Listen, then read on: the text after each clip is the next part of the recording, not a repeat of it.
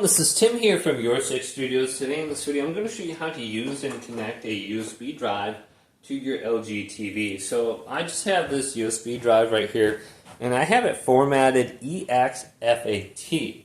And this will allow me to connect it to my TVs and yeah, it's going to be easy. So there should be a USB slot just on the back of your TV if it's formatted correctly. If it's NTFS, the ones that you use for Xbox or wherever you're saving your video clips, it's not going to work. So you can try it out to see if it does, but it probably won't. So we can plug this in now, and it should just automatically pop up. For some reason, I'm having difficulties. So you might see a screen that says, do you want to connect this? You can just go to yes. But if you accidentally don't go to yes and you hit no for whatever reason, you should be able to see it under your home hub right here, or you can just open up your different inputs. So if you press the input selection, you can see your device right here. Here's my disk 20. So let's go to Home Hub. So I'm at Home. We can go to Home Hub and we can find it under here if we scroll on down. So we can see it right here.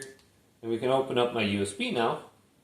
And we can see the files right here, or I can format it. But let's go to View Files.